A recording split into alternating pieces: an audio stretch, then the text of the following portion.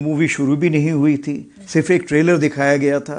নয়াদিল্লিতে চাণক্য প্রতিরক্ষা সংলাপ এর উদ্বোধনে ভারতীয় সেনাপ্রধান জেনারেল উপেন্দ্র দ্বিবেদী অপারেশন সিন্দুরকে ঘিরে এক দৃঢ় আগ্রাসী বক্তব্য দেন। 17 নভেম্বর তিনি জানান, সশস্ত্র বাহিনীর দ্রুত পদক্ষেপ, নিখুঁত সমন্বয় এবং কার্যকর প্রতিরক্ষা সক্ষমতায় ভারতকে পাকিস্তানের উদ্দেশ্যে শক্ত জবাব দেওয়ার সুযোগ করে দিয়েছে।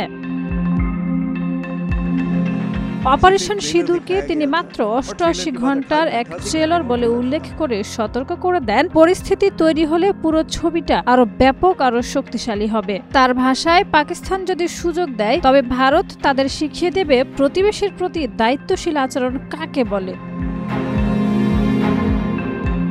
অপারেশন থেকে পাওয়া অভিজ্ঞতা ব্যাখ্যা করতে গিয়ে সেনাপ্রধান 3টি মূল দিকের উপরে নজর দেন। লিলি বিউটি সোপ, যার অ্যান্টি এজিং গুণ তারুণ্য ধরে রেখে ত্বককে করে উজ্জ্বল, তারুণ্যময় উজ্জ্বল ত্বকের জন্য।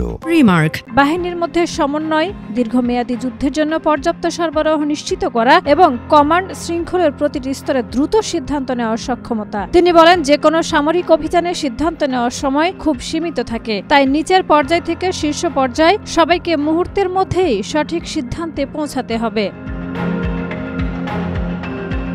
একই সঙ্গে তিনি উল্লেখ করেন যে 4 বছর পর্যন্ত দীর্ঘ যুদ্ধের সম্ভাবনা মাথায় রেখে খাদ্য, গোলাবারুদ এবং সরঞ্জাম মজুত রাখার মতো প্রস্তুতি ভারতের প্রয়োজন। তার বক্তব্যে স্পষ্ট, ভারত ভবিষ্যতের যে কোনো পরিস্থিতিতে নিজেদেরকে আরো শক্তিশালী ও প্রস্তুত করে তুলছে। শাহিদা রুবি, মাই টিভি।